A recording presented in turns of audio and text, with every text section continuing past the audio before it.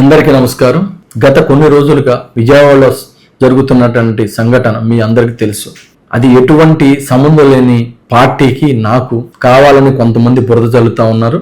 నేను కొన్ని రోజుల క్రితం 20 days బ్యాక్ నాకు ఈ విషయం తెలిసింది.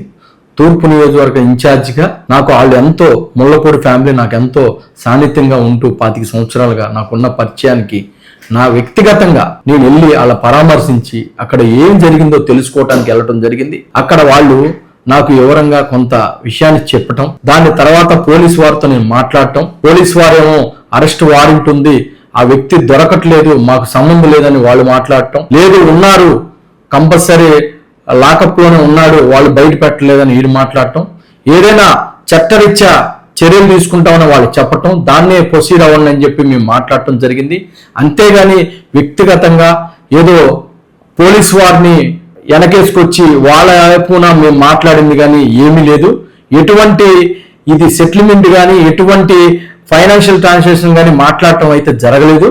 దయచేసి అందరూ అర్థం చేసుకోండి. ఇది కావాలని వైసీపీ నిన్నటి వరకు నా పేరు చెప్పినటువంటి ఆ కుటుంబం ఈరోజు కావాలని వైసీపీ నాయకులు జనసేనని పార్టీని ఆపాదించడం కోసం కావాలని అంబటి రాంబాబు గారు దగ్గరుండి మా పేర్లు చెప్పడం జరిగింది.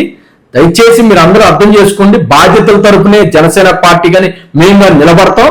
ఆ తల్లికి న్యాయం చేయాలనే ఉద్దేశం తప్ప మాకు ఎటువంటి ఆలోచన లేదు.